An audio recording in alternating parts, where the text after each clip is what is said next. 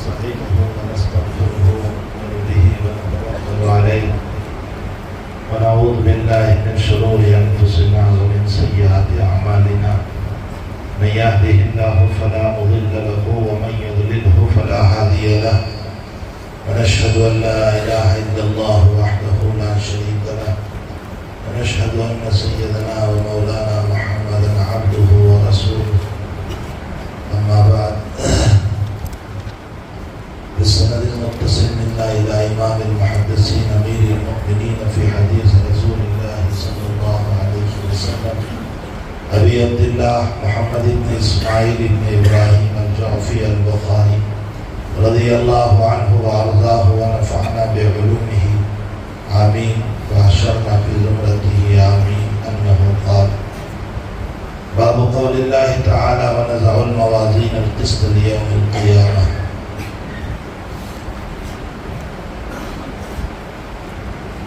اس وقت جامعہ میں 40 طلبہ دور حدیث کے اس سال کو پورا کر رہے ہیں. گویا کہ اس وقت 40 بخاری شریف ختم ہو گئے اور اکابر کا معمول یہ رہا ہے کہ امت پر جب بھی حالات اور مسائل اور پریشانیاں آئی ہیں تو امت کے اکابر نے ہمیشہ سے بخاری شریف کی تلاوت کر کے اللہ سے دعائیں کی اور رب کریم نے ان دعاؤں کو قبول فرمایا.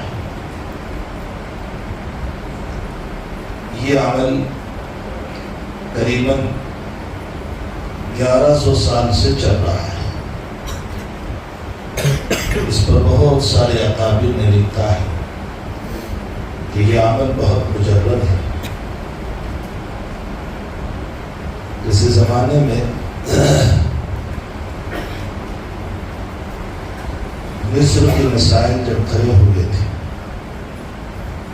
تو ہم نے اپنے حضرت شیخ یونس صاحب قدس اللہ سرہ سے سنا کہ حضرت مولانا اسد اللہ صاحب رحمۃ اللہ علیہ نے دور حدیث کے طلبہ کو بخاری شریف کی تلاوت کے لیے بٹھا دیا. حضرت شیخ رحمۃ اللہ علیہ بھی حیات تھے. حضرت مولانا محمد زکریا صاحب رحمۃ اللہ علیہ جب دعا کا وقت آیا تو یہ سارے بزرگ تشریف لائے اور حضرت مولانا اسد اللہ صاحب رحمۃ اللہ علیہ نے فرمایا بس یعنی بند کروایا. اس کے بعد حضرت نے خود دعا فرمائی اور صرف 5 منٹ کی دعا ہوئی تھی اور اخیر میں دعا کے بعد فرمایا مجھے شر صدر ہو چکا ہے, اللہ مسلمانوں کو کامیابی دے دے گا. اور تیسرے ہی دن اخبار میں یہ بات آئی کہ الحمدللہ مسلمان کامیاب ہو گئے. حضرت مولانا محمد زکریا صاحب رحمۃ اللہ علیہ فرماتے ہیں کہ مجھے اس وقت پتہ چلا کہ مولانا اسد اللہ صاحب مستجاب الدعوات ہیں. تو بہرحال ہمارے اکابر کا معمول رہا ہے کہ بخاری شریف حالات میں اگر پڑھی جائے. شیخ جمال الدین محدث رحمۃ اللہ علیہ فرماتے ہیں کہ میں نے 120 مسائل میں بخاری شریف کو پڑھا اور میرے 120 مسئلے اللہ نے صبح ہونے سے پہلے حل فرما دیے. اس وقت موجودہ حالات جو پورے عالم میں چل رہے ہیں اور ہمارے ملک میں حالات سے دوچار ہے, مسلمان دوچار ہے. ایسے وقت میں اگر مدارس کے طلبہ و اساتذہ مل کر تجریداً بخاری شریف کی تلاوت کی جائے یعنی بلا تشریح کے تمام چیزوں کے علاوہ ویسے ہی تلاوت کریں اور اخیر میں دعا کریں تو اللہ کی ذات سے بعید نہیں ہے کہ وہ انشاءاللہ حالات ظلم کو حالات انصاف سے بدل دے گا۔ شرط یہ ہے کہ ہم اس اللہ کی طرف رجوع ہونے والے۔ امت کا سب سے بڑا المیہ یہ ہے کہ اتنے سارے حالات کے باوجود جو ہم دیکھ رہے ہیں، امت رجوع اللہ نہیں کر رہی ہے۔ ہر آدمی اپنے اپنے عمل میں مشغول ہے۔ جن پر حالات ہیں وہی بیچارہ پریشان ہے، باقی سب جو ہے وہی اپنے اسراف میں، فضول خرچی میں، نفسانی خواہشات میں، بے حیائیوں میں، گناہوں میں مبتلا ہے۔ اور عموماً ہم نے استغفار کو چھوڑ دیا۔ ما کان اللہ لیعذبہم وانت فیہم، کہ پیغمبر صلی اللہ علیہ وسلم جب تک آپ رہیں گے میں عذاب نہیں بھیجوں گا۔ وما کان اللہ معذبہم وہم یستغفرون، نبی نہ رہے تو کیا عذاب آ جائے گا؟ فرمایا آپ کی امت استغفار کرتی رہے گی تو بھی عذاب نہیں بھیجوں گا۔ اس آیت پر غور کریں۔ فخر الدین رازی رحمۃ اللہ علیہ نے لکھا ہے کہ عمل استغفار امت کو نبی کے برابر قرار دیا ہے، یعنی اگر نبی کی موجودگی عذاب کو روکنے والی ہے تو امت کا استغفار بھی عذاب کو روکنے والا ہے۔ اس کا مطلب یہ نکلا کہ امت کا عمل استغفار یہ نبی کے مقام کے برابر مقام رکھتا ہے۔ کاش کہ امت اس بات کو سمجھے اور استغفار کا اہتمام کرے۔ قرآن کریم میں ہم روزمرہ پڑھتے ہیں کہ حضرت یونس علیہ السلام جب مچھلی کے پیٹ میں تھے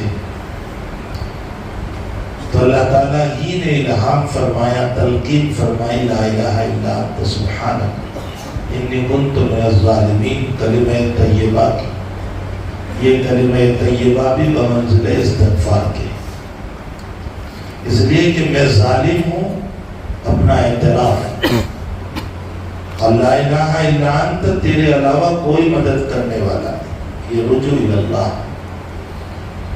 اللہ تعالیٰ قرآن میں فرماتے ہیں کہ اگر میرا یونس اس آیت کا ورد نہ کرتا تو للبث فی بطنہ الی یوم یبعثون، میں قیامت تک مچھلی کے پیٹ سے نہ نکالتا۔ شیخ الاسلام احمد ابن تیمیہ رحمۃ اللہ علیہ نے تفسیر آیت الکریمہ لا الہ الا انت سبحانک ایک رسالہ لکھا ہے، یہ پڑھنے کے قابل رسالہ۔ اس میں عجیب و غریب بات لکھی ہے، اس معنی کر کے نہیں کہ ہم نقطے بیان کریں، اس معنی کر کے نہیں کہ اپنی میں علمی شان بتائیں، اس معنی کر کے کہ اس کے ذریعے سے ہمیں اللہ اس کے رسول کی محبت پیدا ہو۔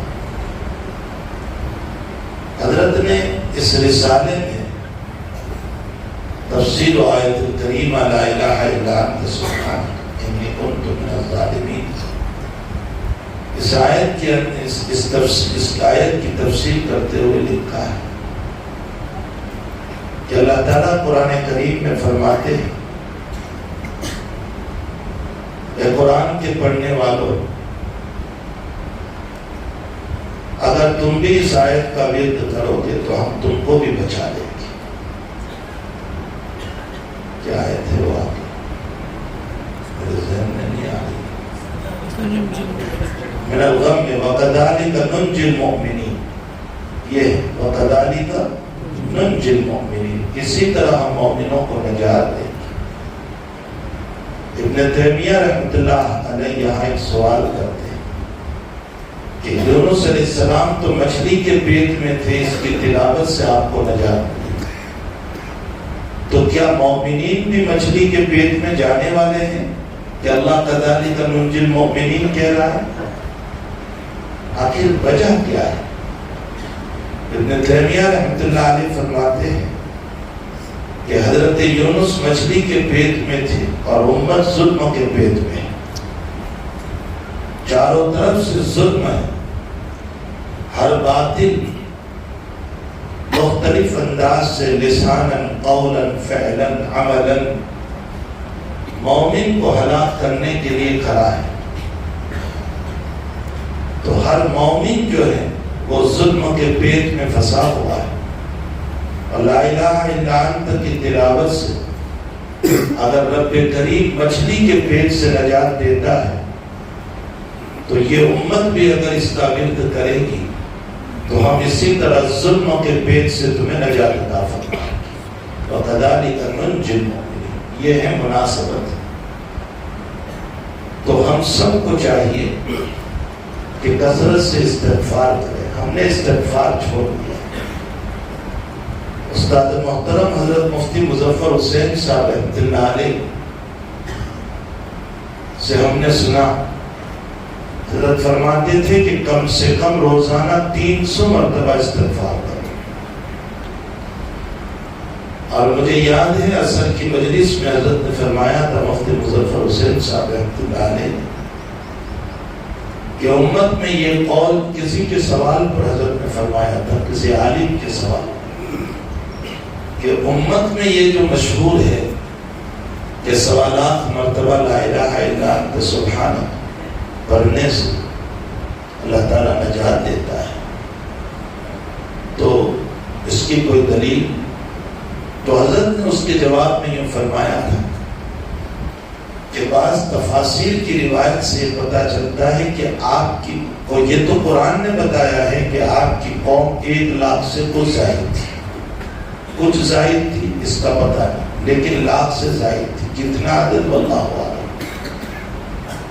جہاں اس آیت کی تلقین اللہ نے یونس علیہ السلام کو فرمائی، وہاں اس آیت کی تلقین آپ کی امت کو بھی فرمائی تھی، یہ بعض مفسرین نے لکھا ہے، اور آپ کی امت نے بھی اس کو پڑھا تھا۔ ظاہر سی بات ہے کہ اس پوری مقدار کو ملا لیا جائے تو قریباً 1.25 لاکھ ہو جاتا ہے۔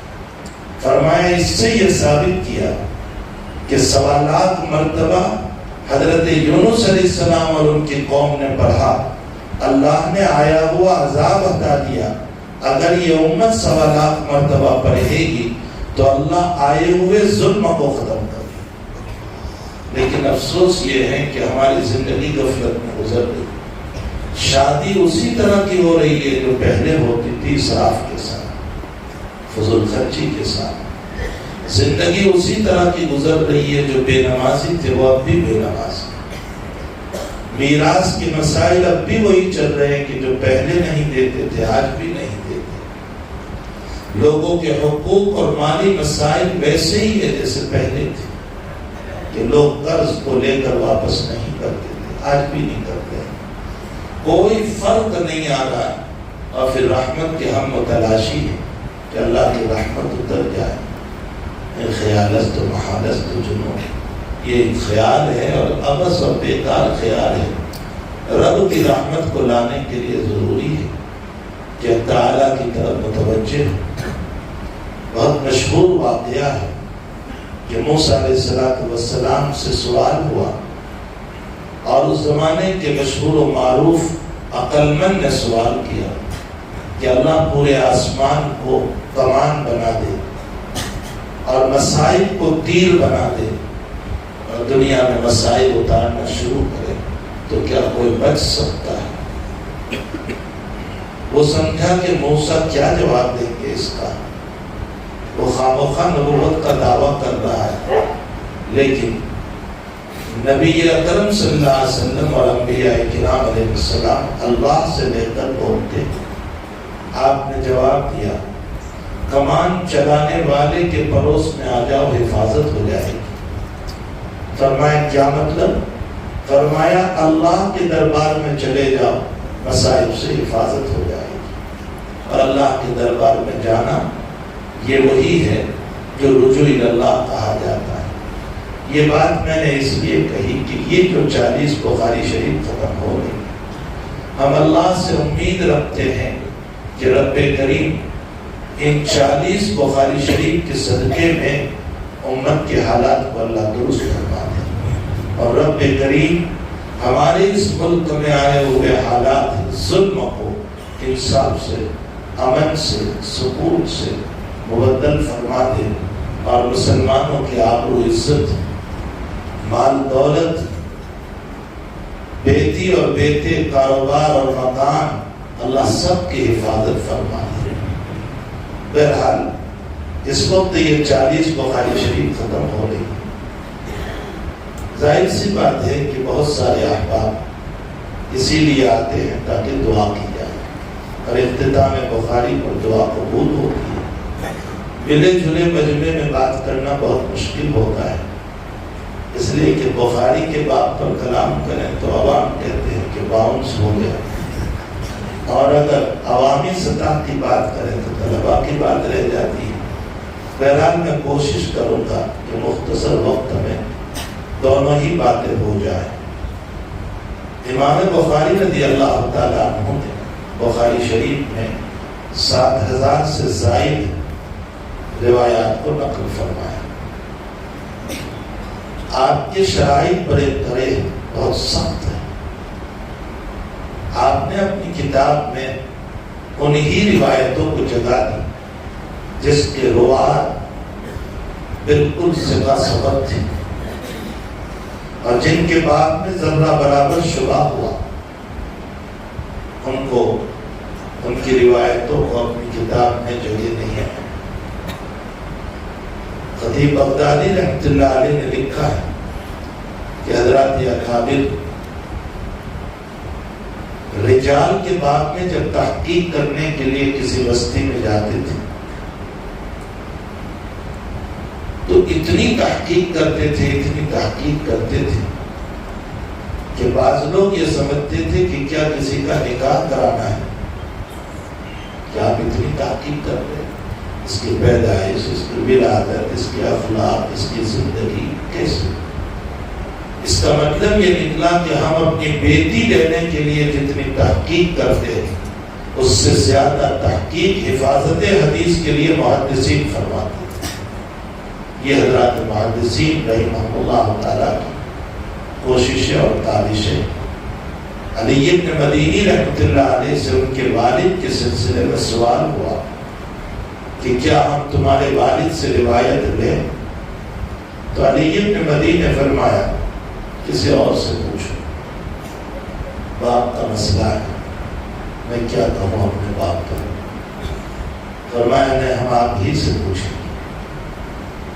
تو آپ نے صاف صاف فرمایا ان والدی ضعیف لیس رجل الحدیث، میرا باپ ضعیف ہے، حدیث کا آدمی نہیں۔ آپ انداز لگائیں کہ باب حدیث میں آپ نے اپنے والد کو بھی نہیں معاف کیا۔ اسی طرح کے بہت سارے واقعات حضرت الامام ابو داؤد سجستانی رحمۃ اللہ علیہ سے آپ کے بیٹے کے باب میں پوچھا گیا کہ کیا ہم آپ کے بیٹے سے روایت لیں؟ آپ کو فرمایا میرے بیٹے سے روایت نہ لینا، وہ حدیث کا آدمی نہیں۔ اپنے باپ تک کو معاف نہیں کیا، اپنی اولاد کو معاف نہیں کیا۔ وہاں تو بس مسئلہ ہی یہ تھا کہ رسول اللہ صلی اللہ علیہ وسلم، بس نبی جب آ جاتا ہے تو پھر کوئی بات ان کے سامنے نہیں ہوتی تھی۔ الاحسان نامی میں ایک کتاب میں نے پڑھی، اصلاً یہ سوانے ہیں، ابھی قریب زمانے میں گزرے ہوئے ایک بڑے مفتی تھی جن کا نام آپ نے سنا، مفتی عبدالرشید صاحب لدھیانوی رحمۃ اللہ علیہ، جو صاحب احسن الفتاوی، ان کی بہت ساری کتابیں ہیں، ان کی سوانے ہیں 2 جلدوں۔ میں نے جب اس کو پڑھا تو ایک جگہ میں نے ایک عجیب واقعہ پڑھا۔ وہ کسی دکان پر میڈیکل پر دوا خریدنے گئے، ساتھ میں ان کے شاگرد اور خادم بھی تھے۔ دکاندار نے وہ دوا دی اور دوا دے کر کہا کہ اس کی قیمت کتنے روپے ہے، یعنی عام جو مشہور تھا، جو اس کی قیمت جتنی تھی اس سے 3 گنا زیادہ قیمت بتائی۔ تو آپ نے دکاندار سے پوچھا کہ اتنی مہنگی ہے، یہ تو بہت کم دام کی۔ وہ کہنے لگے یہ ہمارے ملک کی نہیں ہے، یہ تو فورن سے آئی ہوئی ہے۔ تو شاگرد ذرا بولنے لگا کہ حضرت اس پر میڈ ان پاکستان لکھا ہوا ہے، اپنے ہی ملک کی۔ تو حضرت نے ہاتھ مارا، چپ کر دیا، چپ ہو گیا، اور جتنے پیسے مانگے اتنے پیسے دے دیے دکاندار، اور اس دوا لے کر کے وہاں سے نکلے۔ اور اس کے بعد جو جملہ ارشاد فرمایا اپنے شاگرد، فرمایا کہ میں نے بھی دیکھ لیا تھا، لیکن وہ مومن اور مسلمان تھا، اور اس نے میرے سامنے یوں کہا کہ یہ فورن کی، اگر میں اس کو وہ پڑھواتا تو اس کی ذلتی ہوگی، اور میں ایک مسلمان کو ذلیل کرنا نہیں چاہتا، میری اتنی دنیا ہی تو زیادہ نہیں، لیکن اس کا دل ٹوٹ جاتا اور میں اس کو ذلیل کرنا پسند نہیں کرتا تھا، تو میں نے زیادہ دنیا دینے کو برداشت کر لیا۔ یہ واقعہ اس کے بعد جو بات لکھی اپنے شاگرد کو نصیحت کرتے ہوئے فرمایا، اگر کسی جگہ دنیا دینی پڑے اور اس کی بدلے میں دین کا سودا نہ ہو تو دنیا دے دو، کوئی حرج نہیں، لیکن اگر کسی جگہ دین دینا پڑے تو اپنی جان دے دینا، لیکن اپنا دین کبھی نہ دینا۔ یہ جملہ اس کے تحت میں لکھا ہے۔ تو بہرحال ہمارے اکابر نے اس علم حدیث کے لیے اپنی جان کو خفا دی اور زندگیاں اسی پر قربان کر دی، اور رات دن کے اشتغال کے بعد یہ احادیث کی کتابیں ہمارے سامنے آئی۔ اسی میں بخاری شریف بھی ہے۔ آپ کے شرائط بڑے سخت ہیں روایتوں کو لینے میں، اگرچہ پھر بھی کلام کرنے والوں نے بخاری شریف کے کچھ روایت پر کلام کیا ہے، لیکن حافظ ابن حجر عسقلانی رحمۃ اللہ علیہ عاشق بخاری دیوانے ہیں۔ ہمارے حضرت شیخ یونس صاحب قدس اللہ سرہ فرماتے ہیں کہ بخاری کی تمام شروحات میں جو معانی حدیث حافظ نے بیان کیے وہ کسی نے بیان نہیں کیا۔ فرمایا علامہ عینی نے فقہ احناف کو خوب بیان کیا، جب تجزیہ فرماتے تھے تو کہتے تھے کہ عینی نے فقہ احناف کو خوب بیان کیا، معانی حدیث کو نہیں کھولا۔ فرمایا محلب ابن ابی صفرا نے اور علامہ ابن بطال نے رجال حدیث پر کلام کیا، معانی حدیث پر۔ علامہ کرمانی رحمۃ اللہ علیہ نے رجال کی طرف توجہ فرمائی، معانی حدیث پر۔ حافظ ابن حجر عسقلانی رحمۃ اللہ علیہ نے رجال حدیث کے ساتھ ساتھ معانی حدیث کو بھی جو کھولا، اس کی مثال اور نظیر نہیں ملتی۔ ایک مثال میں اس کی جہاں بخاری شریف میں یہ روایت آئی کہ نبی اکرم صلی اللہ علیہ وسلم نے فرمایا کہ جب دیگ اور مرغا رات کے وقت میں بولنے لگے تو فدعوا اللہ تعالی، اللہ سے دعا کرو، لأنہ وقت نزول الملائکہ، اس لیے کہ وہ ملائکہ کے نزول کا وقت ہے، اور مرغا نزول ملائکہ کو دیکھ کر بولتا ہے۔ یہ تو ہے حدیث۔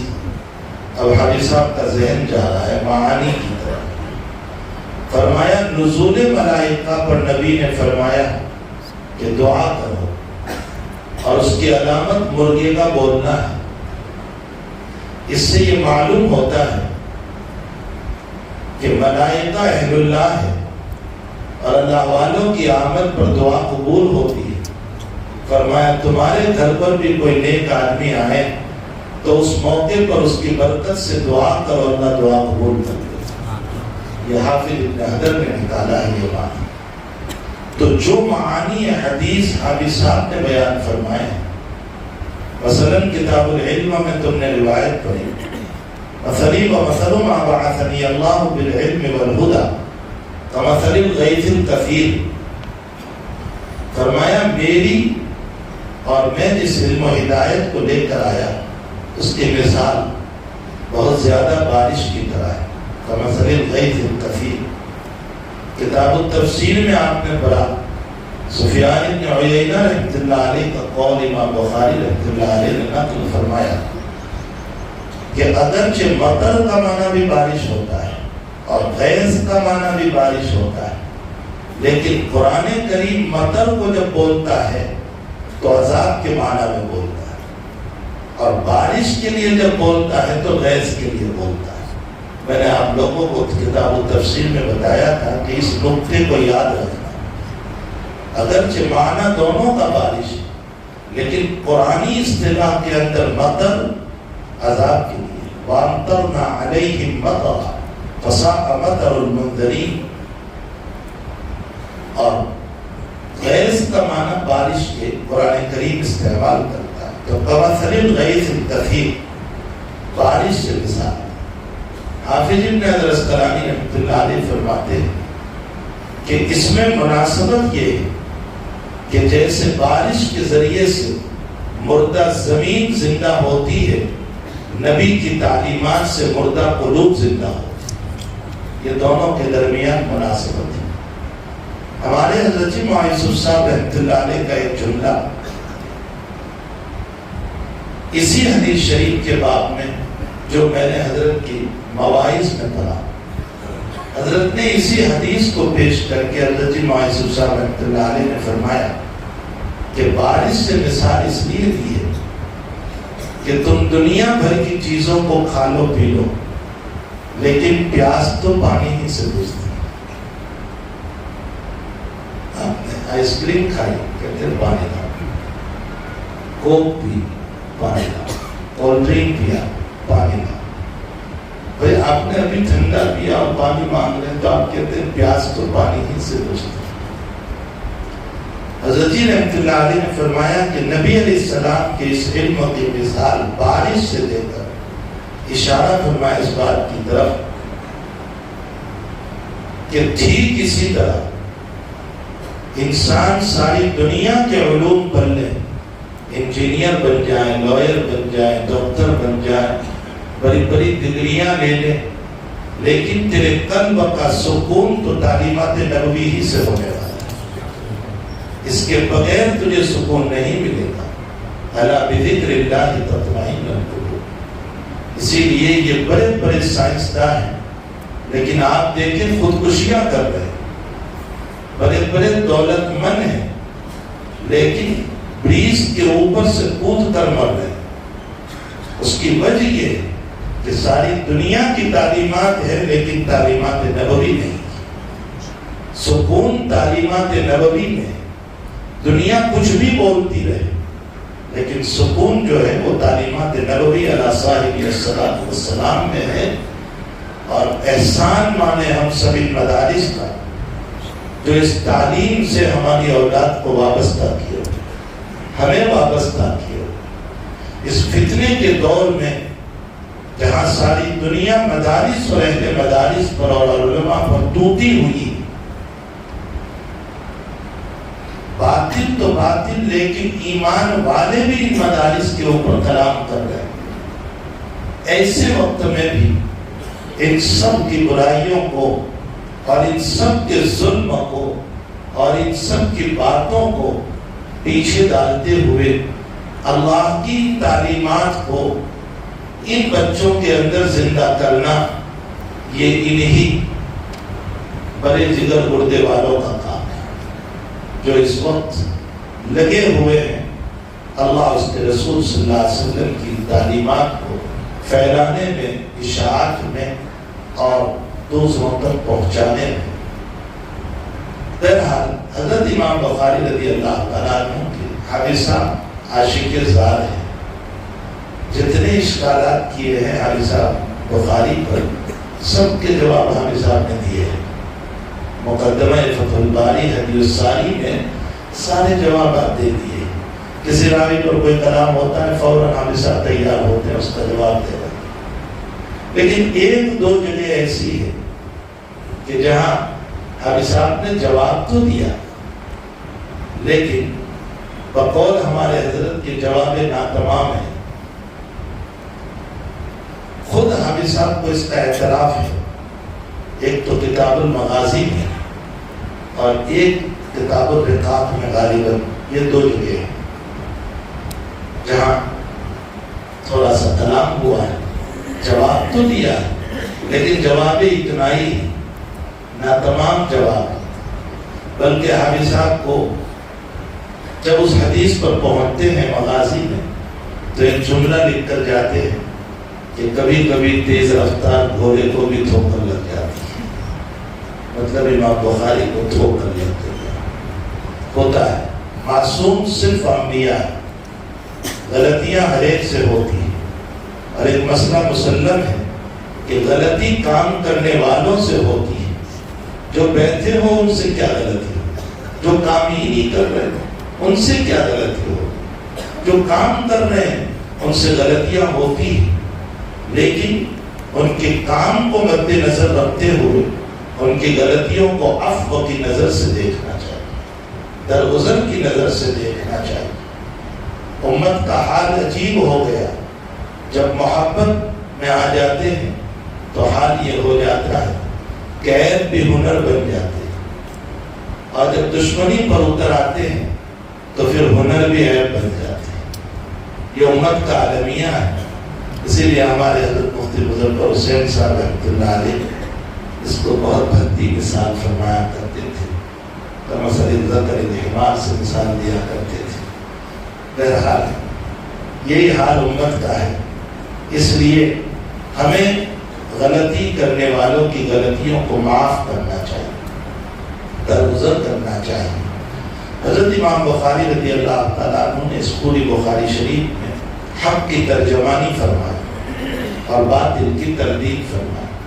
باطل سے مطلب ائمہ اربعہ کے اختلافات نہیں ہیں، باطل کا مطلب فرق ضالہ ہے، جہمیہ ہے، مرجیہ ہے، قدریہ ہے، اور اس کے علاوہ جو فرق ضالہ تھے ان کی تردید کی۔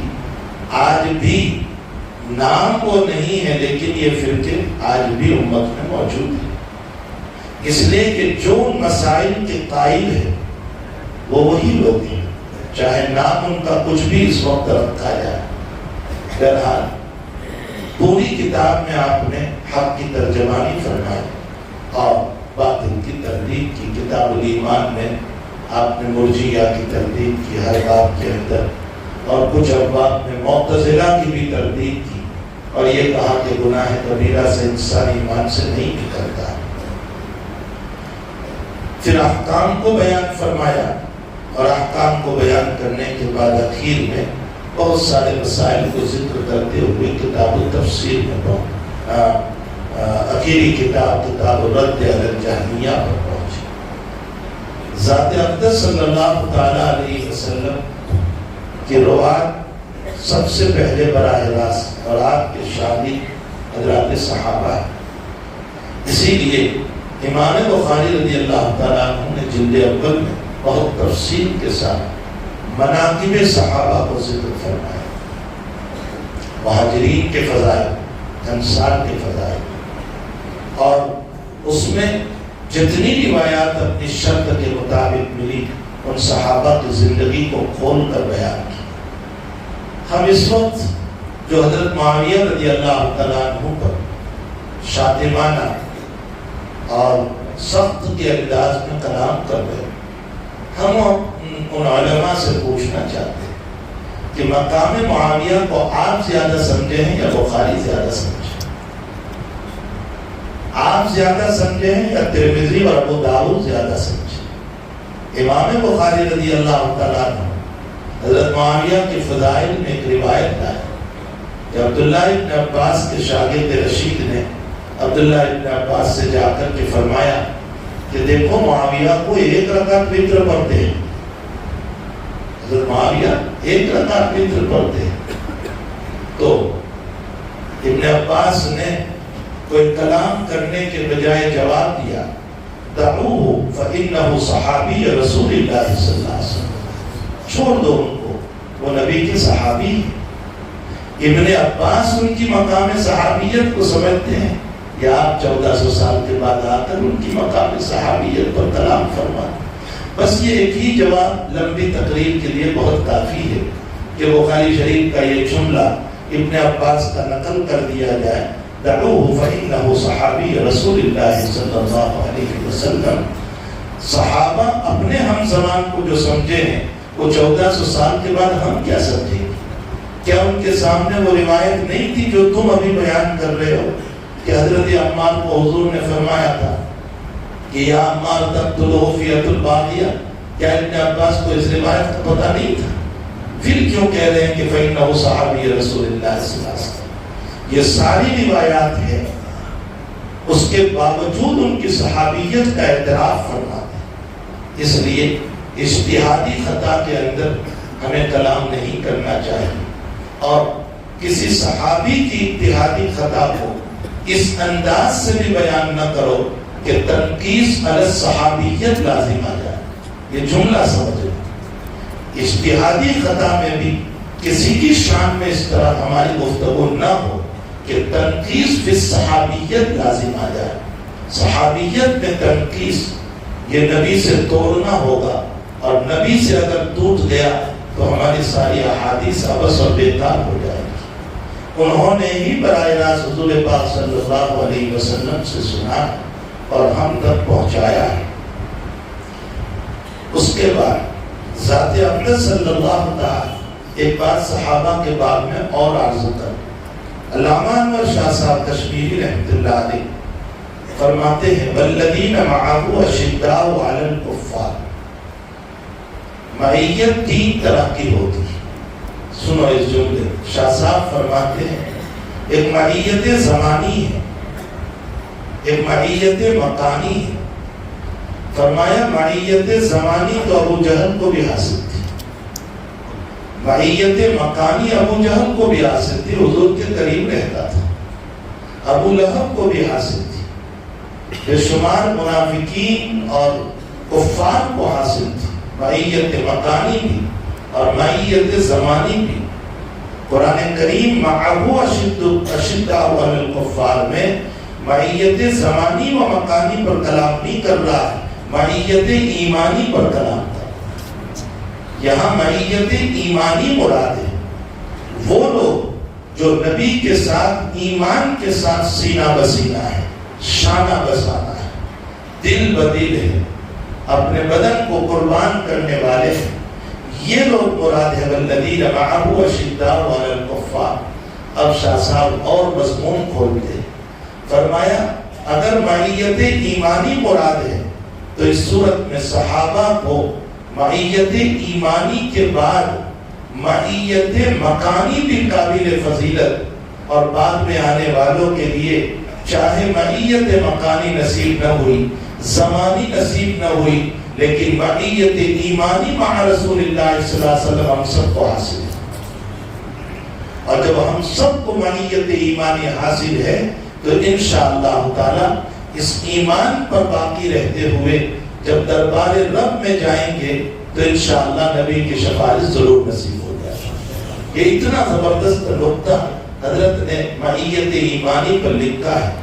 میں اپنے بچوں کو بار بار کہتا ہوں فیض الباری کو مختصر نہ سمجھو، یہ بہت جامع کتاب ہے اور اس کے اندر بڑی جو ہے معانی بیان فرمائے ہیں. اس کے اندر اس کو ہمیں بغور دیکھنا چاہیے. اور میں نے اسی لیے ابھی میں نے اس کا اردو ترجمہ کروانا شروع کیا ہے. ہمارے وہ عزیز ہیں فیصل، اس سے میں نے کہا ہے کہ اس کا اردو ترجمہ کرو اور میں اس پر نظر ثانی کر کے تاکہ لوگوں کے لیے فائدہ مند کتاب ہے.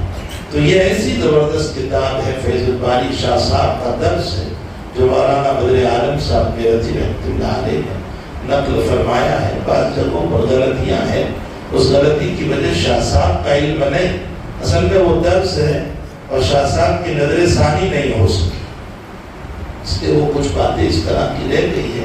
ورنہ یہ کتاب بہت زبردست کتاب ہے. حضرت بعض جگہ پر ترجمہ فرماتے ہیں تو بڑا پیارا ترجمہ فرماتے ہیں، ایسا ترجمہ لغت میں بھی نہیں ملتا. جہاں بخاری شریف میں روایت آتی ہے کہ نبی علیہ السلام جب بازار گئے تھے اور واپسی میں اپنی بیٹی فاطمہ کے گھر گئے تو صبح صبح کا وقت تھا، تو فرمایا این لقا، لقا،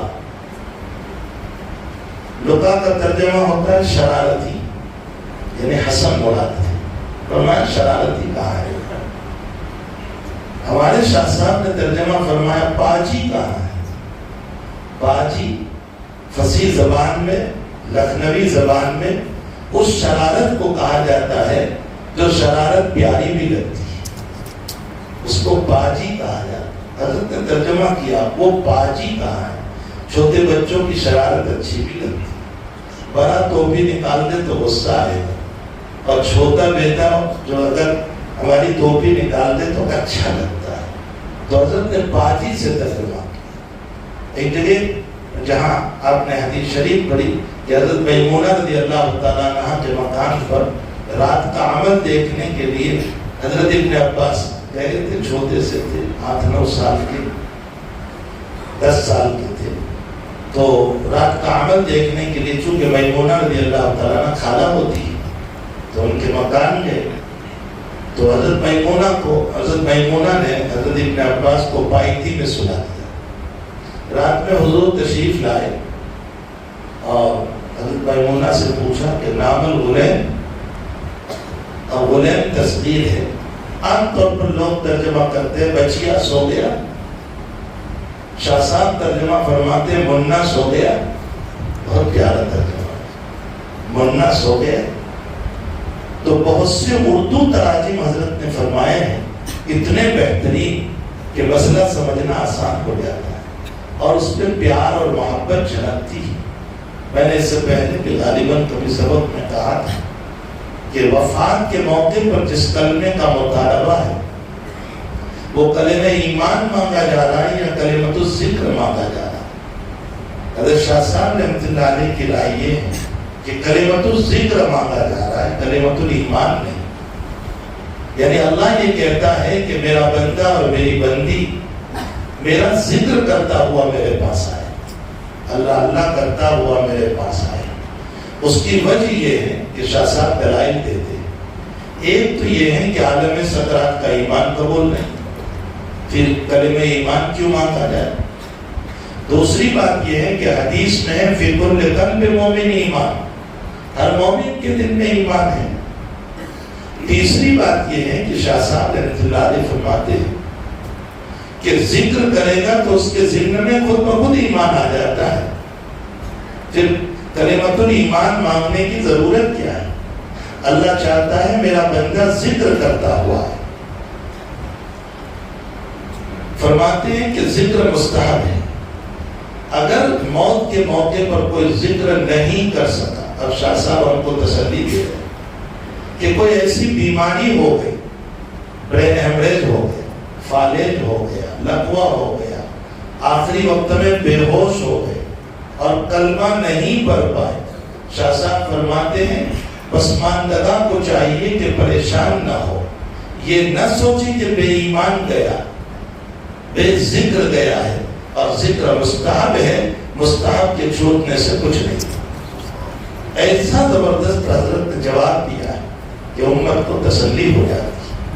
بے شمار لوگ بیچارے کووڈ کے زمانے میں اسی عالم میں چلے گئے کہ وہیں ہفتہ بھر بے ہوش رہے، اور تو کیا ہم ان کے بارے میں یہ کہیں گے کہ بے ایمان گئے؟ لا حول ولا قوت الا باللہ۔ بہرحال حضرت شاہ صاحب رحمۃ اللہ علیہ نے معیت ایمانی پر فرمایا کہ ہم سب کو بھی نبی سے معیت ایمانی حاصل، صحابہ کو معیت زمانی بھی تھی، ہم کو معیت ایمانی بھی حاصل ہے، اور معیت ایمانی بھی تھی، ہم کو معیت ایمانی حاصل ہے۔ انشاءاللہ اس معیت ایمانی پر نبی کی سفارش میں نصیب ہو جائے گی۔ اس کے ساتھ ساتھ حضرت شاہ صاحب رحمۃ اللہ علیہ نے ختم نبوت کے مسئلے کو بہت اہم اٹھایا تھا۔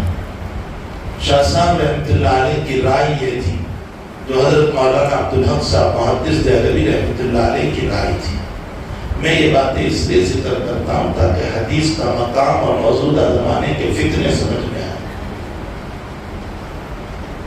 شاہ عبد الافضل محدث دہلوی رحمۃ اللہ علیہ فرماتے ہیں کہ ایمان صرف رسالت کو ماننے کا نام نہیں ہے، بلکہ ایمان ختم نبوت کو ماننے کا نہیں ہے۔ اگر کسی نے رسول کی رسالت کو مانا اور ختم نبوت کو نہیں مانا تو وہ مومن نہیں ہو سکتا۔ ورنہ تو آج کل لوگ کہیں گے کہ جس قبلے کی طرف تم نماز پڑھتے ہو ہم بھی نماز پڑھتے ہیں، تم نماز پڑھتے ہو ہم بھی پڑھتے ہیں، ہم بھی حلال کھاتے ہیں ذرا سودا۔ اور نبی علیہ السلام نے تو فرمایا ہے کہ من صلی صلاتنا، جس نے ہماری طرح نماز پڑھی، واستقبل قبلتنا، اور ہمارے قبلے کا استقبال کیا، وَأَكَلَ ذَبِيحَتَنَا فَهُوَ مُؤْمِنٌ ذِمَّةُ اللَّهِ وَذِمَّةُ رَسُولِهِ، تو ہم مومن ہیں، پھر تم ہم پر کفر کا فتویٰ کیوں لگا رہے؟ اس کا جواب یہ ہے کہ یہ جزئیات ہے، پہلے اصول کا اعتراف کرو، اصول کے بعد جزئیات کا مسئلہ۔ اگر اصول میں ختم نبوت کی قائل نہیں ہے تو اس صورت میں کبھی مومن نہیں ہو سکتا۔ اسی پر شاہ عبد الافضل محدث دہلوی رحمۃ اللہ علیہ نے فرمایا کہ آپ رسول ہیں و خاتم الرسول ہیں، اور آپ نبی ہیں و امام الانبیاء۔ دو جملے ارشاد فرمائے۔ شاہ صاحب فرماتے میں اسی بات کا قائل ہوں، اور آپ نے اپنے دور میں اس پر بہت زیادہ محنت فرمائی۔ بھاگلپور کا آخری بیان حضرت کا ہے شاہ صاحب رحمۃ اللہ علیہ، اور اس بیان میں آپ نے صاف صاف فرمایا کہ میں شدید علیل ہوں، سفر کے قابل نہیں، لیکن میں اس لیے آیا ہوں کہ آخرت کی میری تیاری ہے، اور زیادہ آخرت میرے پاس نہیں ہے، میں خالی دام ہوں، کچھ نہیں ہے۔ چاہتا ہوں کہ ختم نبوت پر کوئی بات کہہ دوں اور نبی کی شفاعت اور دامن نصیب ہو۔ فی قول مولانا حبیب الرحمن و فی قول مولانا عبد الحنان ہزاروی رحمۃ اللہ علیہ، آپ کے شاگرد رشید، بیان میں کھڑے ہو کر فرمایا حضرت آپ یہ کہو گے کہ میرے پاس کچھ نہیں ہے تو پھر ہمارا کیا حال ہے؟ آپ کے تو ہزاروں شاگرد ہیں، مفسرین و محدثین اور فقہاء، آپ یہ کہو گے کہ تو پھر ہم کیا کہیں گے؟ آپ ہم کو مایوس کر رہے ہیں۔ حضرت اللہ آپ کی یقیناً مغفرت کرے گا وغیرہ وغیرہ۔ شاہ بیان میں حضرت نے فرمایا یہ آدمی تعریف کر کے مجھے دھوکہ دے رہا ہے، یہ جھوٹ بول رہا ہے، میں خود کہتا ہوں کہ میرے پاس کچھ نہیں ہے، میں خالی ہاتھ ہوں، دنیا سے جا رہا۔ اور پھر حضرت نے فرمایا کہ اس وقت میں اپنے آپ کو ایک کتے سے بدتر سمجھتا ہوں، مجھے پتا نہیں ہے کہ ایمان پر موت ہوگی۔ یہ حضرت نے جملہ ارشاد فرمایا، اور پھر ختم نبوت پر جو دلائل پیش کی، میں بہت موٹے 2-3 دلیل جو حضرت نے پیش کی مختصراً پیش کر۔ ایک دلیل تو حضرت نے ختم نبوت پر یہ دی کہ قیامت کے دن اللہ تعالیٰ جنت میں پوچھے گا کہ ساری نعمتیں دے دی، ابھی کچھ دینا ہے؟ فرمایا اللہ سب دے دیا، اب کیا دینا ہے؟ فرمایا نہیں ابھی کچھ دینا ہے۔ کہیں گے بس سب دے دیا، اب کیا دینا ہے؟ نہیں دینا ہے، ایک چیز ابھی دینا ہے۔ تو پھر سارے لوگ کہیں گے اللہ دے دے وہ بھی۔ تو اللہ تعالیٰ فرماتے ہیں کہ میری رضامندی باقی تھی، میں آج اپنی رضامندی کا اعلان کر رہا ہوں، میں تم سے راضی، تم مجھ سے راضی۔ کتاب الایمان مسلم شریف کی روایت ہے، میں تم سے راضی، تم مجھ سے راضی۔ رضامندی کا میرا اعلان ہے، اب لا اسخط بعدی ابدا، اب میں کبھی ناراض نہیں۔ شاہ صاحب فرماتے ہیں ساری دنیا کو رضامندی جنت میں جانے کے بعد ملے گی، لیکن میرے نبی کے صحابہ کو اللہ نے دنیا ہی میں دے دی، رضی اللہ عنہ و رسول، اللہ ان سے راضی، وہ اللہ سے راضی۔ جن کے شاگردوں کو دنیا میں رضامندی کا پروانہ ملا، اس کے استاذ پر نبوت ختم ہو چکی ہے، اب کوئی نبی نہیں آ سکتا۔ یہ ہمارا جو ہے عزم مصمم اور پکا عقیدہ ہے کہ آپ کے بعد کوئی نبی نہیں ہو سکتا۔ دوسری دلیل شاہ صاحب نے پیش فرمائی کہ بادشاہ اپنی ساری چیزیں دے سکتا ہے، لیکن بادشاہت کبھی نہیں دے سکتا، یہ اس کی خاص چیز ہے۔ عورت اپنی ساری چیز دے سکتی ہے، لیکن اپنی عفت و عصمت کبھی نہیں دے سکتی، یہ اس کی خصوصیت ہے۔ سخی آدمی اپنی دولت کو لٹا سکتا ہے، لیکن اپنا بزنس نہیں دے سکتا، یہ اس کی خصوصیت ہے۔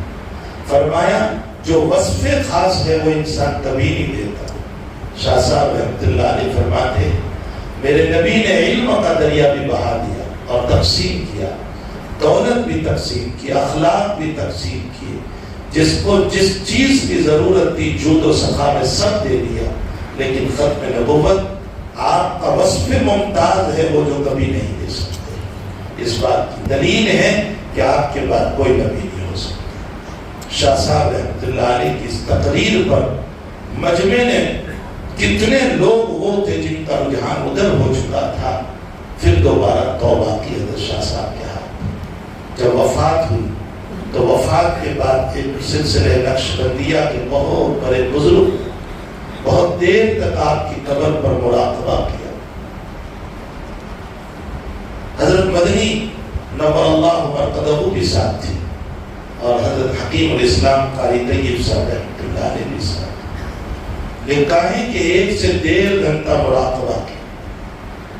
اس کے بعد شیخ الاسلام حضرت مدنی نور اللہ مرقدہ نے قاری صاحب سے فرمایا آپ پوچھئے، میری ہمت نہیں کہ آپ نے بہت طویل مراقبہ فرمایا۔ قاری صاحب رحمۃ اللہ علیہ نے پوچھا تو فرمایا شاہ صاحب کی روح سے میری ملاقات ہوئی، بہت دیر میری گفتگو رہی۔ پہلے تو شاہ صاحب نے میرا شکریہ ادا کیا کہ میں تیرا شکر گزار ہوں کہ تم میری وفات کے بعد میری اولاد کی خیر خیریت پوچھنے کے لیے آئے۔ نقشبندی بزرگ کو یہ تھا، یعنی تعاون کے لیے جو کچھ انہوں نے تعاون۔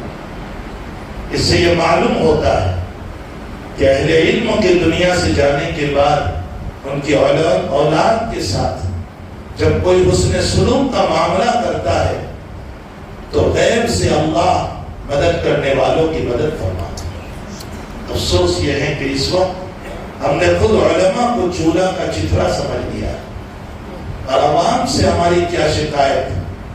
ان لوگوں سے شکایت ہے جو مدارس کے ذمہ دار ہوتے ہیں کہ ایک مدرس ایک طویل مدت تک ایک مدرسے میں اپنی زندگی گھس دیتا ہے، پوری کر دیتا ہے، کھپا دیتا ہے، اور اس طرح وہ بناتا ہے کہ اپنی اولاد کی بھی اس کو فکر نہیں ہوتی، اس کی اپنی اولاد نہیں بڑھ پاتی لوگوں کو بنانے کے لیے۔ لیکن وہی عالم جب بڑی عمر میں پہنچ جاتا ہے تو اس کو چولہے کی چترے کی طرف پھینک دیا جاتا ہے۔ ہم سے اچھے تو وہ لوگ ہیں جو پینشن دیا کرتے، جو تعداد حیات ان کی ضرورتیں پوری کرتے، جو ان کی وفات کے بعد ان کے بیوی بچوں کو دیتے ہیں، جنہوں نے ہماری اولادوں کی، ہمارے دین کی، ہمارے نسلوں کی فکر کی، ہمیں ان کی کوئی فکر نہیں ہوا تھا۔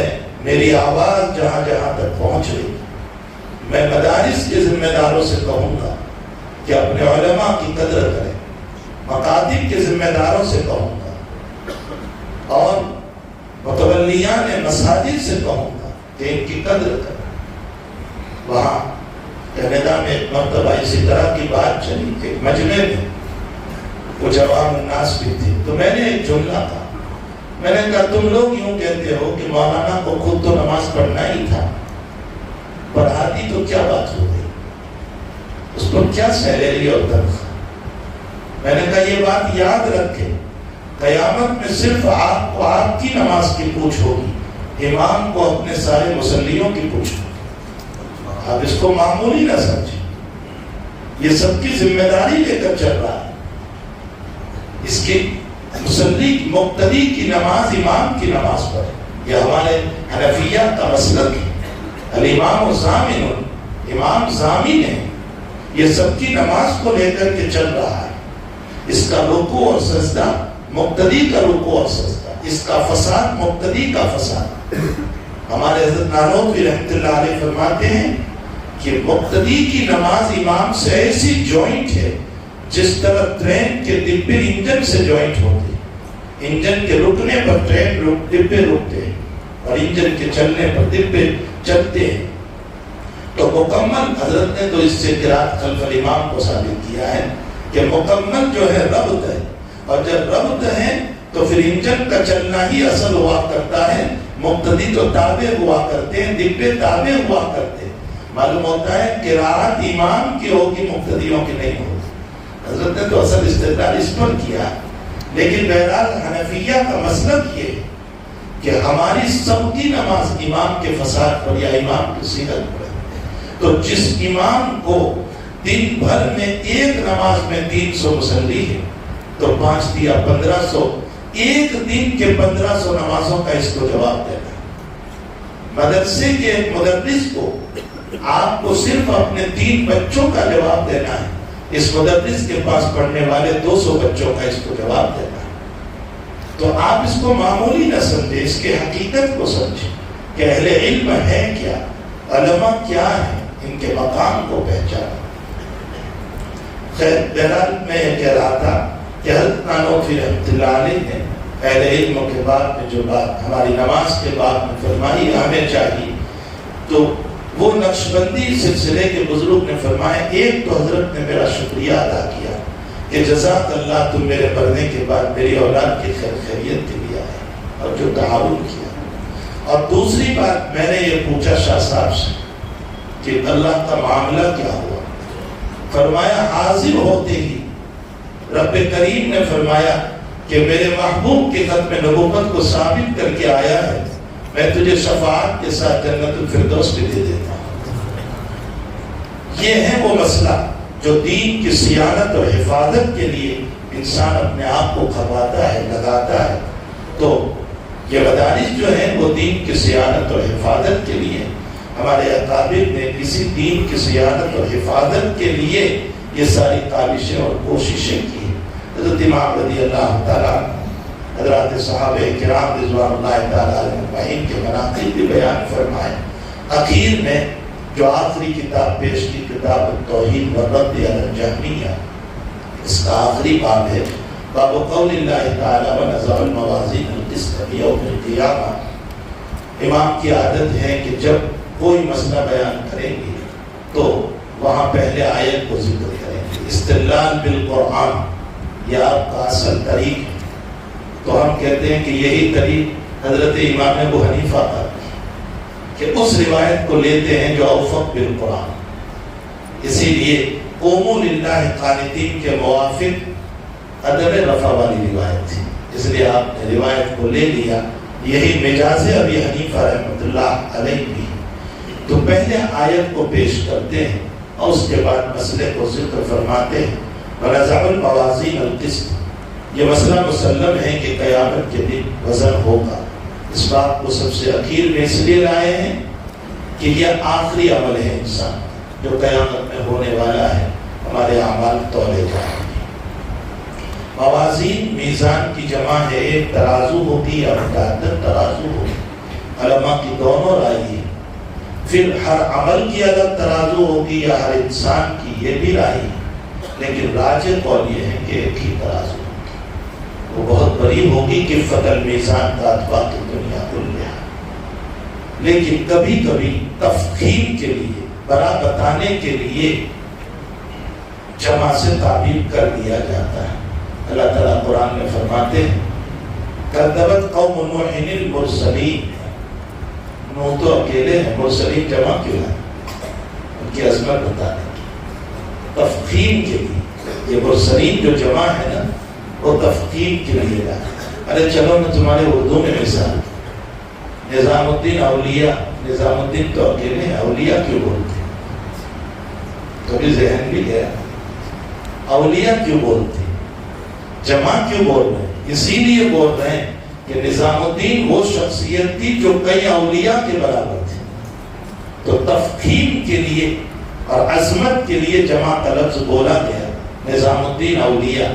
تو موازین یہ بھی جمع اس لیے بول دیا گیا کہ اس کی عظمت، اس کے بڑے پن کو بتانا مقصود ہے، لیوم القیامہ پہلے حساب یوم القیامہ مضاف محذوف ہے. مرجو قول تو یہ ہے کہ انسان کا وزن ہوگا. راجح قول دو ہے. صحیفہ اعمال کا وزن ہوگا، حدیث ترمذی و ابی داؤد جس میں 99 دفتروں کو تولنے کا ذکر ہے. اور تیسرا قول یہ ہے کہ خود اعمال تولے جائیں گے. یہی امام بخاری رضی اللہ تعالیٰ عنہ کی حضرت امام ابو حنیفہ رحمۃ اللہ علیہ کی رائے کہ اعمال تولے جائیں گے. کیسے تولے جائیں گے؟ ابن عباس فرماتے ہیں ان الاعمال تتجسد، اعمال کو جسم کیا جائے. اچھے اعمال کو اچھی شکل، برے اعمال کو بری شکل. آپ نے نام سنا مفتی زروری خان صاحب، ابھی قریب زمانے میں گزرے. علم بڑا پختہ تھا لیکن طبیعت میں حدت بہت تھی. میری ان سے ایک ملاقات ہوئی ہے. بہرحال طبیعت میں حدت بہت تھی. مسجد نبوی میں ملاقات ہوئی. اتنے زور سے بولتے تھے کہ ہمیں ڈر لگتا تھا کہ کوئی پولیس پکڑ نہ لے. وہ اتنے زور سے بولتے تھے. تو بہرحال علم بہت پختہ تھا. انہوں نے استدراک علی فتح القدیر بھی شروع کیا تھا، جو انہوں نے خود بتایا تھا مجھے کہ میں نے فتح القدیر پر استدراک کچھ لکھنا شروع کیا. میں نے اپنے حضرت سے اس بات کو نقل کیا تھا. حضرت ان کی ایک بات میں نے شیخ سے پوچھی تھی سورت ایئرپورٹ سے آتے ہوئے. میں نے کہا کہ حضرت ایک مفتی صاحب ہیں، وہ یوں کہتے ہیں کہ وطر کے بعد کی 2 رکعت ثابت ہے. تو کہا کیا دلیل پیش کرتے ہیں؟ میں نے کہا وہ دلیل یہ پیش کرتے ہیں کہ بھئی آخر الصلاۃ الوتر، اس روایت کو پیش کرتے ہیں. فرمایا اس میں نفی کہاں ہے؟ حضرت نے اتنا سا جواب دیا اس میں نفی کہاں ہے. خیر اس کے بعد میں نے حضرت سے کہا تھا کہ حضرت وہ کچھ فتح القدیر پر بھی لکھ رہے ہیں استدراک علی. فرمایا اس کا مطلب ذہیل آدمی ہے، اس لیے کہ فتح القدیر پر کام کرنا مشکل ہے. بہت بڑی کتاب ہے فتح القدیر. علامہ ابن حمام رحمۃ اللہ علیہ بیرسٹر احناف ہیں. احناف کے بہت بڑے 2 وکیل ہیں، حضرت الامام طحاوی رحمۃ اللہ علیہ اور علامہ ابن حمام رحمۃ اللہ علیہ. یہ 2 احناف کے بڑے زبردست لائر ہیں اور بڑی مضبوط دلیلیں پیش کرتے ہیں. امام شاہ صاحب رحمۃ اللہ علیہ تو فرمایا کرتے تھے کہ امام طحاوی کے پاس جتنے علوم ہیں وہ سارے کے سارے امام محمد کے علوم ہیں، اور امام محمد کے علوم وہ ہیں جو آنکھ بند کر کے کہو گے تب بھی غلطی نہیں ہوگی. امام طحاوی، ہمارے حضرت سے ہم نے سنا کہ امام طحاوی کا کلام بڑا طویل ہے. آپ دیکھیں طحاوی شریف بہت لمبا، ایک مسئلے پر 4 صفحے، لیکن فرمایا پڑھنے میں مزہ آتا ہے. اور اس کی وجہ یہ ہے کہ عشق رسول لیا ہوا انسان. امام طحاوی کے بعد میں فرمایا فرمایا احکام القرآن علامہ جساس رازی حنفی کی بہت ہی شاندار انداز میں کتاب لکھی ہے جچے تلے کلام کے ساتھ، لیکن پڑھنے میں لذت نہیں، اس لیے کہ مسلک کے اعتزال لیے ہوئے. معلوم ہوتا ہے کہ مسلک کا بھی اثر کتاب میں پڑتا ہے، انسان کی تحریر پر اس کا اثر پڑتا ہے. اس لیے ہمارے اکابر نے نصاب میں بھی جن کتابوں کا انتخاب کیا ہے وہ کتابیں ہیں جو متقیوں کی کتابیں تھیں، تقوی والوں کی کتابیں تھیں. تو بہرحال امام طحاوی رحمۃ اللہ علیہ اور ابن حمام دونوں ہیں احناف کے بڑے بیرسٹر ہیں. خیر میں تو مفتی زروری کا ایک واقعہ سنا رہا تھا کہ انہوں نے اپنی وفات سے برابر 6 دن پہلے ایک واقعہ بیان کیا ہے کہ میری موت ہو گئی، مجھے قبر میں رکھ دیا گیا، میری قبر بند ہو گئی. 2 آدمی آئے سوال جواب کے لیے. اتنے میں ایک خوبصورت آدمی آیا اور اس نے ان دونوں سے کہا چلو ہاں تو کوئی سوال نہیں. تو ان دونوں نے کہا ہم مکلف ہیں اللہ کے، آپ منع کر رہے ہیں تو اللہ سے کہیے. تو میں نے اللہ سے، یعنی وہ خوبصورت آدمی کہتے ہیں کہ میں نے اللہ سے کہا کہ اللہ اس کو سوال نہ کیے گا. تو وہ دونوں کو پیچھے ہٹا دیا. اللہ کا حکم ہوا کہ اچھا واپس آ. مولانا فرماتے ہیں کہ ان دونوں کے جانے کے بعد میں نے اس خوبصورت انسان سے پوچھا تم کون ہو؟ تو فرمایا کہ روزانہ رات میں تم جو سورہ ملک پڑھتے تھے وہ میں نبی کا کلام جھوٹا نہیں، سچا کلام، اعتماد کرو اس پر، یقین کرو اس پر، یہ قبر میں ہمیں کام آئے گا، یہ ہمارے بچانے کا ذریعہ ہے۔ ہمارے علامہ قشمیری رحمۃ اللہ علیہ مذاہب میں ہم نے تو نہیں دیکھا، ان کے شاگرد کو ہم نے دیکھا بلکہ پڑھا بھی، علامہ یامین صاحب رحمۃ اللہ علیہ، میں شرح جامی کے درس میں ان کے پاس کبھی چلا جاتا ہوں، ان کے استاد سے علامہ قشمیری نحوہ کے امام کہے گا کہ قبر کی بات آئی تو علمی نکتہ ہے، طلبہ ان کی وفات کے بعد آپس میں دل لگی کرتے تھے کہ حضرت کو فرشتوں نے آ کر سوال کیا ہوگا کہ من ربک، تو حضرت نے جواب دیا ہوگا من ربک، کیا مانا؟ فرشتوں نے من استفہامیہ کہا ہوگا، حضرت نے من موصولہ کہا، چونکہ وہ امام نہ ہوتی، فرشتوں نے کہا ہوگا من ربک، کون ہے تمہارا؟ حضرت نے کہا من ربک، جو تمہارا ہے، تو حضرت نے من موصولہ مراد دیا اور انہوں نے من استفہامیہ مراد دیا۔ تو بہرحال قبر کے مسائل میں ہمیں یہ قرآن کام آئے گا، یہ نمازیں کام آئے گی، تو اچھے اعمال اچھے انسان کی شکل میں اور برے اعمال برے انسان کی شکل میں قیامت میں حاضر کیے جائیں گے اور وزن کیا جائے گا۔ وَأَنَّ أَعْمَالَ بَنِي آدَمَ وَقَوْلَهُمْ يُوزَنُ، انسان کے اعمال اور اقوال تولے جائیں گے۔ حدیث شریف سے اقوال کا ثبوت ہے اور قول عمل لسان ہے، تو عمل لسان سے اعمال کا استدلال کر لیا بخاری نے کہ اعمال بھی تولے جائیں گے، اقوال بھی تولے جائیں گے، اس لیے بہت سوچ سمجھ کر بولنا چاہیے۔ یہ جو کینچی کی طرح چل رہی ہے یہی ہمیں ہلاک کر رہی ہے۔ اللہ کے سامنے اگر آپ ثابت کر سکو تو بولو، اور اگر ثابت نہیں کر سکتے ہو قیامت میں تو کبھی نہ بولنا، اور ثابت بھی وہاں کرنا ہے جو کوئی پیشاب پخانا والا جز نہیں ہے، وہ جز ہے جس کے سامنے انبیاء بھی کانپ رہے ہیں، اس کے سامنے ہمیں ثابت کرنا پڑے گا۔ کسی پر الزام رکھا ہے، کسی کو ستایا ہے، جو بھی شکلیں ہیں، کسی کے خلاف غیبت کی ہے، برائیوں سے محفلیں رنگی ہے، قیامت میں اس کو ثابت کرنا پڑے گا۔ اعمال اور اقوال دونوں تولے جائیں گے۔ ما يلفظ من قول الا لديه رقیب عتید، سب محفوظ ہے۔ لا يغادر صغیرة ولا کبیرة الا احصاها۔ وَأَنَّ أَعْمَالَ بَنِي آدَمَ وَقَوْلَهُمْ يُوزَنُ۔ وقال مجاہد، امام بخاری رحمۃ اللہ علیہ کا معمول ہے کہ جب کوئی آیت پیش کرتے ہیں اس کا کبھی لوگ بھی مانا جو کتاب و تفسیر میں تم نے پڑھ لیا۔ وقال مجاہد رحمۃ اللہ علیہ القسطاس، القسط کا لفظ آیا، فرماتے ہیں القسطاس کا معنی رومی زبان میں عدل کا ہوتا ہے۔ معلوم ہوتا ہے غیر عربی الفاظ قرآن میں موجود ہے، یہ مختلف مسئلہ ہے کتاب و تفسیر میں قرآن عربی یا بلسان عربی مبین میں ذکر ہے۔ ویقال القسط مصدر المقسط، کہا جاتا ہے قسط مقسط کا مصدر، یہ بے حسب الزوائد ہے، ورنہ مقسط کا مصدر انسان ہے، یا تو نفس مادہ بتانا مقصود ہے۔ وہو العادل، باب افعال میں عدل کا معنی، واما القاسط فهو الجاہل، اور ثلاثی مجرد میں ظلم کا معنی، واما القاسطون فقانوا لجہنم حطبا۔ وبه قال حدثنا احمد بن شهاب قال حدثنا محمد بن فضيل عن عبادة بن فقاقع عن ابي هريرة رضي الله تعالى عنه قال قال النبي صلى الله تعالى عليه وسلم كلمتان حبيبتان الى الرحمن خفيفتان على اللسان ثقيلتان في الميزان سبحان الله وبحمده سبحان الله العظيم۔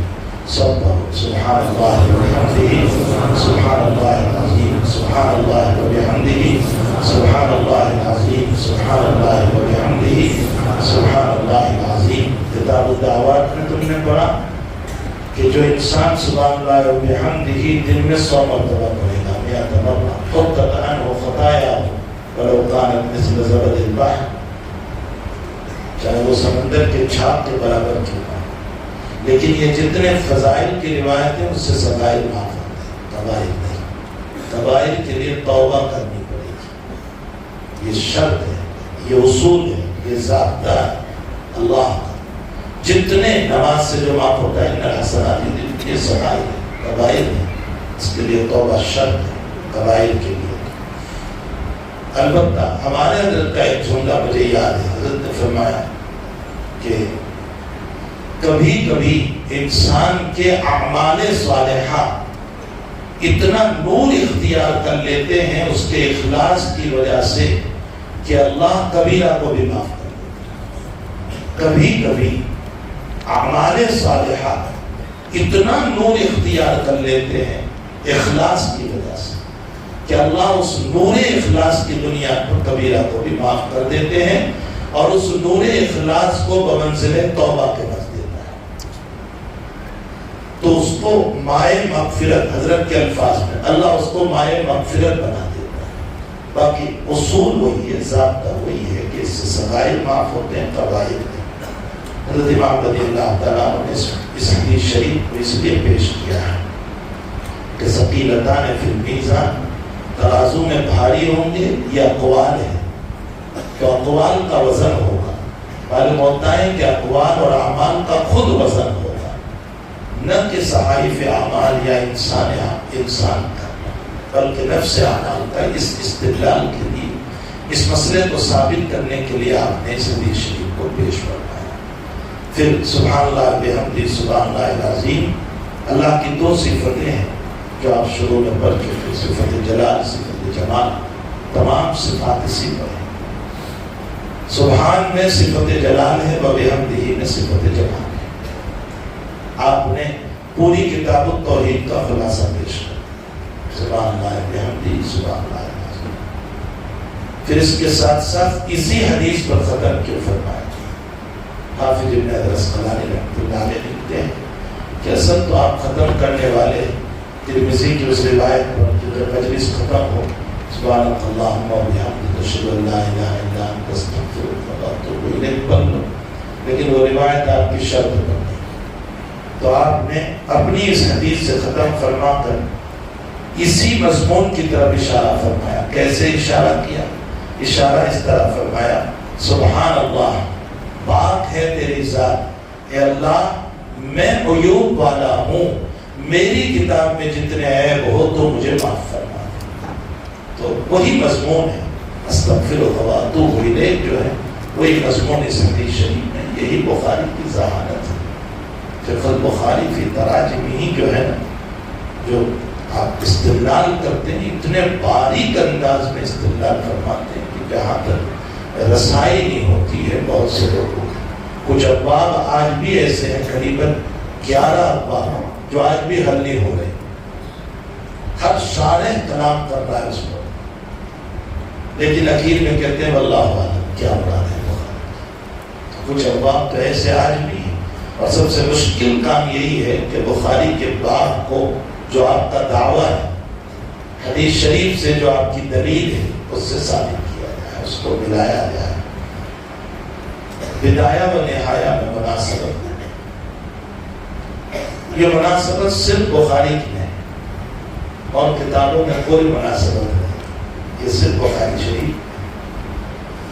پہلے جو کتاب جو شروع کی ہے وہاں استاد حمیدی اور آخری استاد احمد ہے، دونوں کا مادہ حمد ہے۔ اشارہ کیا میں نے نیت محمودہ سے کتاب لکھنے کی کوشش کی، تم بھی نیت محمودہ سے پڑھو گے، اللہ تمہیں دار الحمد میں داخل کرے گا، جہاں تمہیں وآخر دعوانا الحمدللہ رب العالمین کہا جائے گا۔ صاحب روح المعانی نے لکھا ہے کہ دنیا میں سلام دعا کے لیے اور جنت میں بھی سلام ہوگا، لیکن وہ مبارکبادی کے لیے ہوگا۔ سلام علیکم طبتم فادخلوها خالدین، وہ وہاں مبارکباد دعا کی ضرورت نہیں، وہاں مبارکبادی دی جائے گی۔ تو دنیا میں دعا کے لیے ہے، وہاں مبارکبادی کے لیے۔ دوسری مناسبت، حمیدی مکی اور احمد ابن اشقاب حضرمی ہے، یمنی ہے، اور انصار کی اصل بھی یمن ہے۔ گویا مکی استاد سے شروع کر کے مدنی استاد کو ختم فرمایا اور اشارہ کیا وحی کی بدایہ مکی سے ہوئی اور وحی کی نہایہ مدینے پر. مجھے ابھی تک وہ کتاب یاد نہیں آ رہی ہے جس کے اندر مولانا بدر عالم صاحب نے ایک بات لکھی ہے. اللہ عالم لکھا ہے کہ بحث بعض علماء میں یہ ہوئی تھی کہ بدایت بخاری راجے ہیں یا بدایت مسلم راجے ہیں. امام مسلم نے ایمان سے شروع کیا اور امام بخاری نے وحی سے شروع کیا, تو کس کی بدایہ راجے؟ تو کچھ لوگوں نے کہا کہ بدایت مسلم راجے ہیں اس لیے کہ ایمان ہے, ایمان بہت بڑی چیز ہے. اور کچھ لوگوں نے کہا کہ نہیں, بخاری کی بدایہ راجے وحی سے جو شروع. مولانا بدر عالم صاحب نے جو اس پر تجزیہ کیا ہے یا کسی اور کا تجزیہ نقل کیا واللہ عالم, مجھے اس وقت یاد نہیں, وہ بڑا بہترین تجزیہ ہے.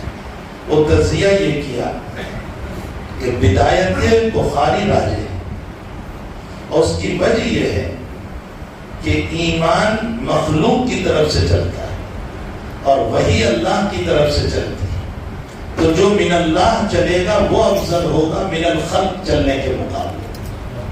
یہ بہترین جو ہے بدایت بخاری پر دلیل پیش کی, یہ نقطہ کہا جا سکتا ہے اس کو. بہرحال دوسری تیسری مناسبت یہ ہے کہ انما الاعمال بالنیات سے شروع فرمایا اور وزن اعمال پر ختم فرمایا. اشارہ کیا اس بات کی طرف کہ تمہارے اعمال میں وزن اخلاص ہو, اپنی زندگی میں اخلاص پیدا کرو.